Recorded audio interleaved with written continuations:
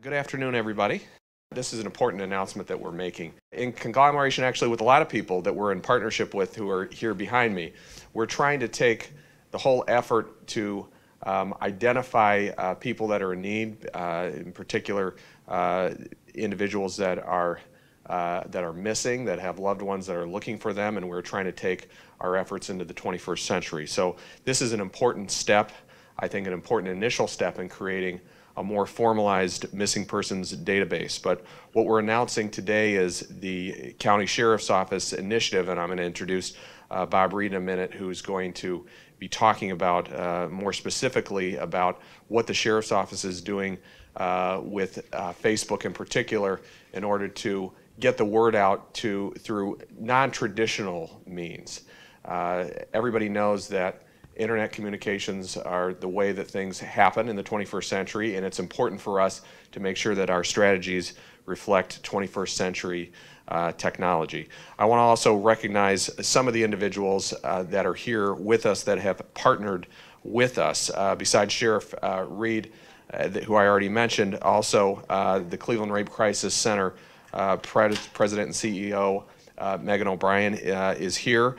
Teresa Beasley, who is the Assistant Director of Public Safety, also Assistant Public Safety Director Mary Bounds, Brook Park Police Chief Kevin McQuaid, who is also happens to be the President of the Cuyahoga County Police Chiefs Association.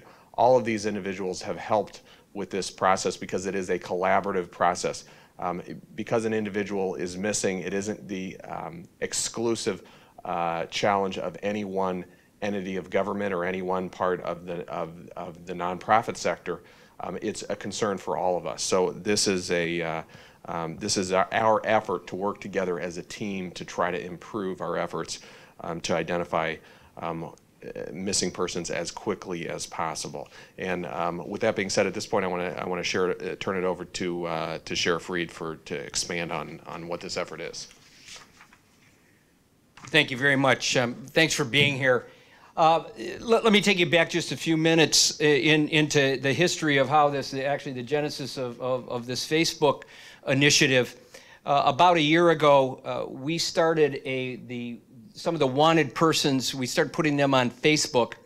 And this actually, John O'Brien, our public information officer, came to me with the thought and the idea, shared it with the chief deputy and many others, and we said, let's at least try it. Let's see what happens with starting with wanted persons. And it really took off. We get approximately, in a year period of time, we have had 502 arrests that came from tips on our Facebook page. Now, we get approximately, which is astounding to me, approximately 30,000 hits worldwide per day. In 30 different countries, speaking 14 different languages. It was amazing to us. So we took it to the next step and said we have had a collaboration between the Sheriff's Office, the City of Cleveland Police Department, Cuyahoga County Chiefs, for the past year to talk about the database, the missing persons database. And I'll get into that in a moment, but we said, you know what, we've talked a long time, we've had a lot of dialogue, let's look at the success we've had with the warrants and actually introduce it on a Facebook page for missing persons. So we started the research approximately 3 to 4 months ago, and looked at the possibility of putting these missing persons on and talked to the chiefs throughout Cuyahoga County. So what we're going to do in a few moments is show you what we've done, is that we're putting missing persons throughout Cuyahoga County onto a Facebook page. There's going to be some limitations at first, but then we'll expand the program with our colleagues in Cuyahoga County.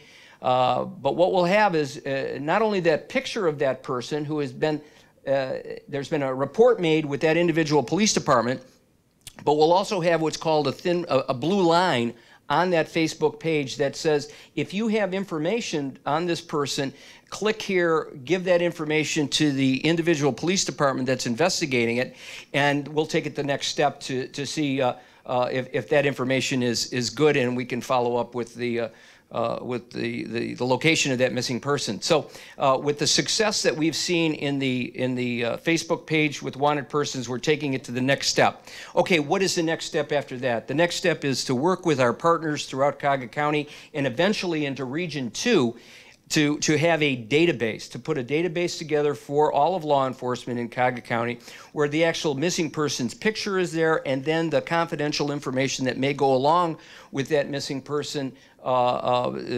attached, so that all investigators throughout the county at the touch of a finger can go to that database and look up who's missing in Cuyahoga County and some of the report that goes along with that. We'll be working with our partners from the Cleveland Police Department, from all of the Chiefs of Police Association, my friend and colleague Kevin McQuaid, from the Brook Park Police Department, president of the Cuyahoga County Chiefs Association, said it best. We're going from where we started in policing, looking on the back of milk cartons for people who are missing, to the 21st century.